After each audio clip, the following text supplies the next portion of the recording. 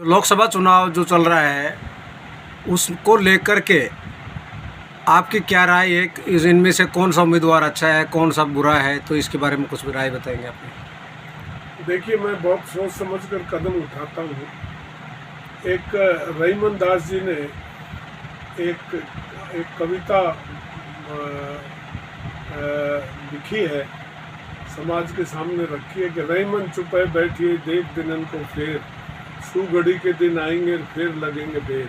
अभी समय ठीक नहीं चल रहा, इसलिए मैं राजनीति में पूर्णतः भाग नहीं ले रहा। लेकिन इसके मायने ये नहीं है कि भारतीय राजनीति पर कोई कुठाराघात करे, उसको तोड़ मरोड़ने का, भारतीय संविधान को तोड़ मरोड़ने की कोई बात करे तो मैं चुप रहने वाला भी नहीं हूँ।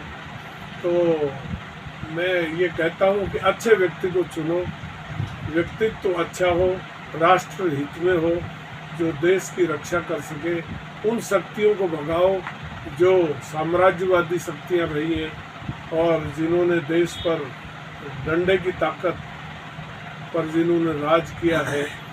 मैं समझता हूँ कि ऐसी शक्तियों के विरुद्ध आम जनता के बीच की सरकार, बीच का आदमी सरकार का मालिक हो, बीच का आदमी सरकार के सदस्य बने और उनकी सबकी भागीदारी हो। सर, जैसे कि आपका 40 साल का राजनीतिक अनुभव है, तो आपके अनुसार जो स्थानीय जो जनता है, आपके जो कार्यकर्ता हैं, उनको किस ओर मतदान करना चाहिए? मैं कहता हूँ मतदान उसको करो जो आपके बीच का आदमी है, जो आपके बीच में रहे, बैठे, बातचीत करे, समस्याओं को जाने, गरीबी को जाने, इन सब चीज़ों को जाने और संविधान को माने। आजकल कई शक्तियाँ ऐसी उभर रही हैं जो संविधान को खंडित करना चाहते हैं।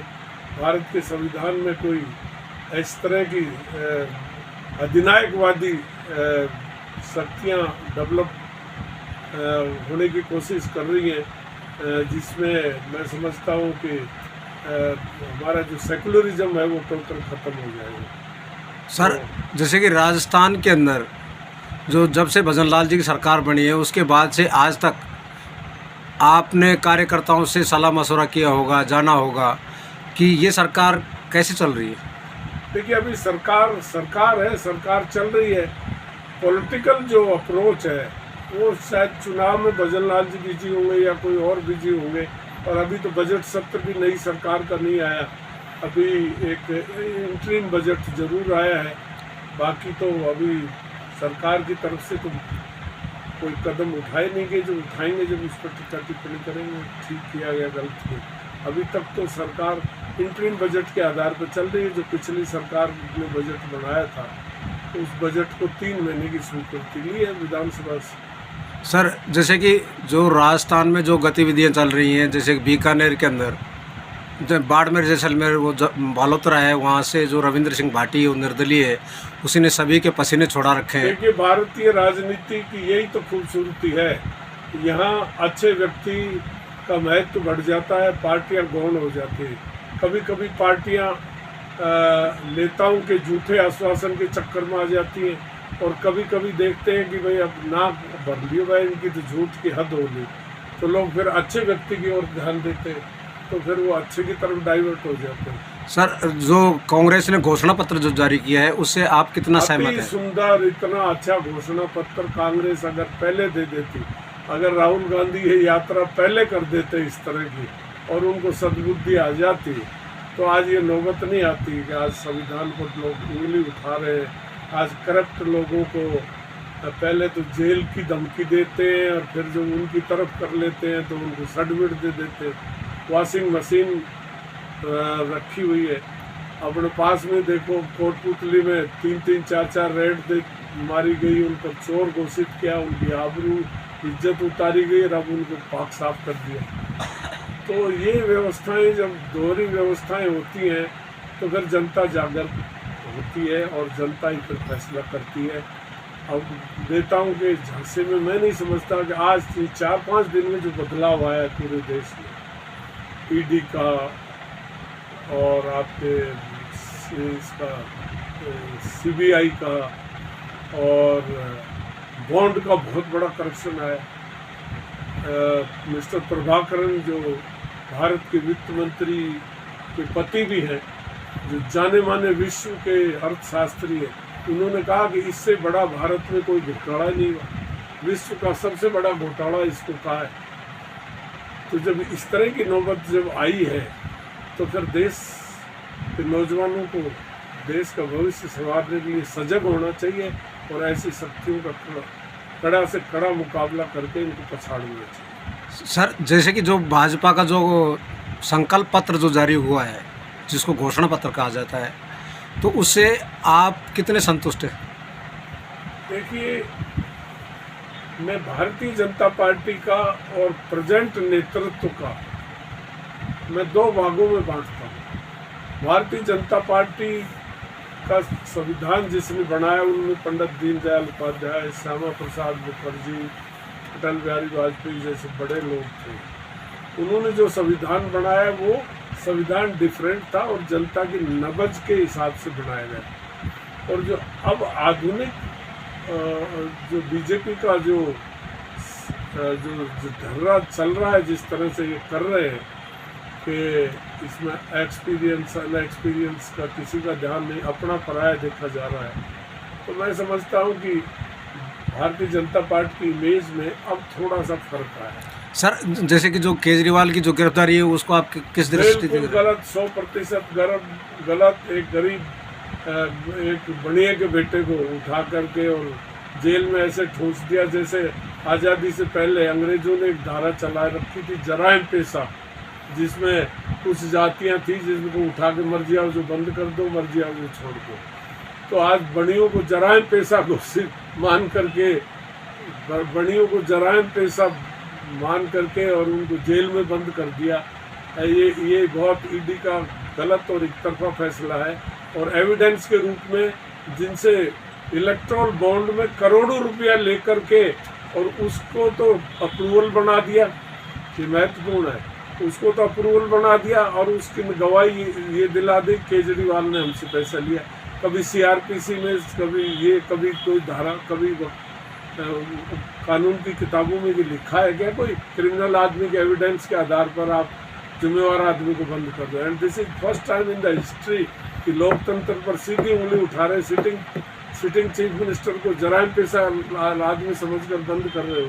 इससे बुरी कोई बात नहीं सर, जैसे कि जो पहले एलजी के पास में इतनी पावर्स नहीं हुआ करती थी, आजकल इन्होंने, सुप्रीम कोर्ट ने इनके खिलाफ फैसला दिया, लेकिन प्रेजेंट सरकार ने बहुमत के आधार पर सुप्रीम कोर्ट के फैसले को वैधानिक रूप देने के लिए बिना बहस के पास करा लिया और लागू कर दिया। तो सुप्रीम कोर्ट बेचारा देखता रह गया।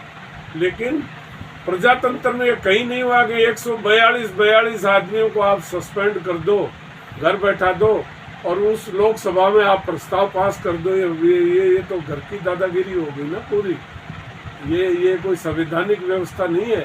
लोकसभा में सदस्य इसलिए चुन के भेजते हैं कि अपनी बात रखते हैं, उन पर विचार करना चाहिए। आप 150 आदमियों को तो बाहर बैठा रखा और आपने खुद ने वो बिल पास कर ली।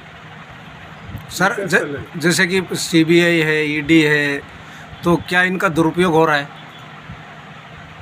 100% दुरुपयोग होगा। दुरुपयोग पहली बार नहीं हो रहा, दुरुपयोग इंदिरा गांधी के टाइम में हुआ था, लेकिन इंदिरा गांधी ने एक डिफरेंट तरीके से गिरफ्तारियां की, लोगों को राजनीतिक मुकदमे में फंसाया, उन्होंने क्रिमिनल ऑफेंस में नहीं फंसाया कभी। और इसमें सारे क्रिमिनल ऑफेंस में, जिसमें आजीवन कारावास के साथ फांसी की भी सजा हो सकती है, दंड ने इतना बड़ा दंड दे दिया। 123 के मुकदमे में 302 का सजा जो दे रहे हैं, ऐसा दुरुपयोग भारत के इतिहास में, आज़ादी के इतिहास में कभी नहीं हुआ, ये पहली बार हुआ। तो सर, लोकतंत्र के बारे में आप क्या कहेंगे? लोगों को संदेश क्या देंगे? लोकतंत्र बचना चाहिए। लोकतंत्र नहीं बचेगा तो साम्राज्यवादी शक्तियाँ हावी हो जाएंगी और आपको चाइना और रसिया की तरह से आपको शासक मिलेंगे। आपका कह दिया वोट आ गया, घर बैठे आपसे झूठा दस्तखत करा दिए जाएंगे, वोट डाल लेंगे। ये वित्त मंत्री सीतारमण के पति डॉक्टर प्रभाकर ने जो प्रधानमंत्री पर टिप्पणी की है और वो कोई साधारण आदमी नहीं है, विश्वविख्यात अर्थशास्त्री है। उसने टिप्पणी की है कि भारत का प्रधानमंत्री इतना बड़ा चोर है जो संसार में आज तक इतना बड़ा घोटाला नहीं किया, जो इलेक्ट्रोल बॉन्ड का जो घोटाला किया, इससे बड़ा स्कैंडल हुआ ही नहीं कोई। ये प्रभाकरन ने कहा है कि प्रधानमंत्री इतने चतुर हैं, बोली चाली में होशियार हैं, और कहते हैं कि मोदी है तो मुमकिन है। तो मोदी है तो मुमकिन है, तो इसका खंडन करें, क्यों नहीं खंडन करते इस आरोप का? हम भी मानते हैं हमारा प्रधानमंत्री के खिलाफ कोई इस तरह के शब्दावली इस्तेमाल हुई है, पर चुप इसलिए बैठे क्या कि ठीक भी हो बात, क्योंकि प्रधानमंत्री जवाब ही नहीं दे रहे। उन्होंने सैकड़ों बार कहा, कोई साधारण आदमी ने नहीं कहा। विश्व के सबसे बड़े अर्थशास्त्री ने प्रधानमंत्री को चोर कहा है, तो इसका जवाब देना चाहिए ना, ताकि हमारी भी हिम्मत बंधे कि हम भी प्रधानमंत्री का पक्ष लेना शुरू करें। सर, जैसे कि जो पूर्व प्रधानमंत्री मनमोहन सिंह जी थे, उनको मोनी बाबा के नाम से बुलाया जाता था मीडिया के माध्यम से भी, वैसे भी, और आज जो आप बता रहे हैं कि भाई वर्तमान जो प्रधानमंत्री नरेंद्र मोदी जी हैं वो चुप्पी साधे बैठे हैं, तो आप मनमोहन जी और मोदी जी में कितना अंतर समझते हैं? देखिए, मनमोहन जी की बैकग्राउंड, वो बहुत बड़े अर्थशास्त्री थे और वो उसी तरह रिएक्ट करते थे जो उन्होंने पढ़ा लिखा, अनुभव किया। और जो वर्तमान प्रधानमंत्री हैं, ये तो पॉलिटिशियन है और मजे हुए आदमी, एक एक शब्द के 100 पर्याय इनको आते हैं। 100 पर्याय, जो कोई गलत भी हो जाए तो उसका दूसरा अर्थ निकाल देते हैं। तो बड़ी मुश्किल तो ये है ना। तो लेकिन प्रधानमंत्री को जो ये सीरियस आरोप पहली बार लगे हैं, नंबर एक, मैं समझता हूँ कि यही लोग, जब इंदिरा गांधी ने राजनीति 71 से 77 के बीच में जो इंदिरा गांधी की सरकार थी जिसमें इमरजेंसी लगाई थी, तो यही लोग कहते थे कि प्रजातंत्र का गला घोट दिया, इस तरह से लोगों को उठा के जेल में बंद कर दिए। अरे उन्होंने तो जेल में बंदी किया था, तुमने तो क्रिमिनल धारा और लगा दी जो सब मुश्किल हो जाएगा, उनका तो भविष्य बिगड़ जाएगा, उनके बच्चों का भविष्य, उनको फांसी भी लग सकती है। ऐसा तो इंदिरा गांधी ने नहीं किया था ना, उन्होंने तो उठा के बंद कर दिए, जैसे 151 बंद कर दिया, जमानत तो हो गई, छूट गए। इन्होंने तो मुकदमे दर्ज कर दिए सबके पास। करोड़ी इसको ये बेचारा केजरीवाल को तो अनकॉन्स्टिट्यूशनल, अनलॉफुल, सारे वकीलों ने, देश के वकीलों ने भी ऐतराज उठाया, जुल्म से निकाला वहां पर, कोई धारा ही नहीं है, ये कोई बढ़ती नहीं, इसको कैसे बंद कर दिया? आप सम्मन लेके जाते हो और गिरफ्तार करके लाते हो।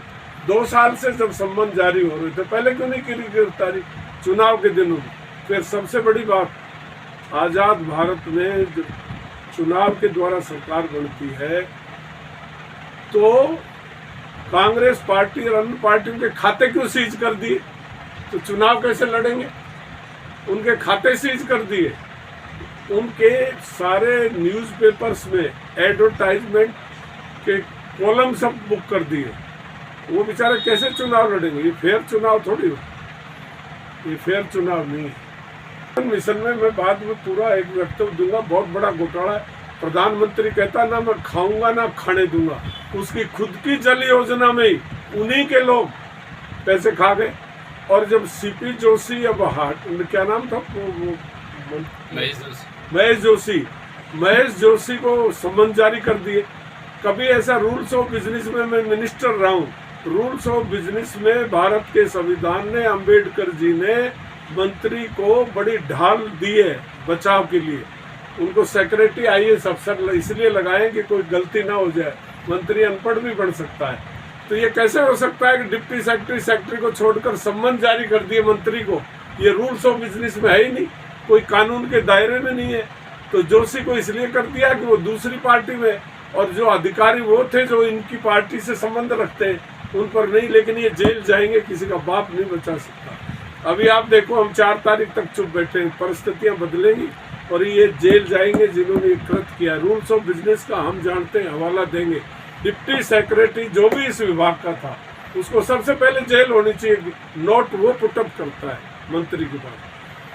मंत्री असहमति जारी करके अपनी तरफ से कोई डिजायर करता है मंत्री, तब तो मंत्री फंसता है। और डिटो फाइल पर डिप्टी सेक्रेटरी ने मुंह के मंत्री ने दस्तखत कर दिए, तो where is the fault of minister? Minister तो सुरक्षित है। हाँ, डिप्टी सेक्रेटरी ने फाइल मुंह करे, मंत्री कह दे कि नहीं मैं इससे सहमत नहीं हूं, ये लिखी इसमें, तब मंत्री फंसता है। तो वो बेचारा पंडित को फंसा दिया जनाबाद। अब जो चोर थे वो बच नहीं सकते, कानून किसी को बख्शेगा नहीं, देर सवेर हो सकती है, जेल तो जाना है तो जाएगा।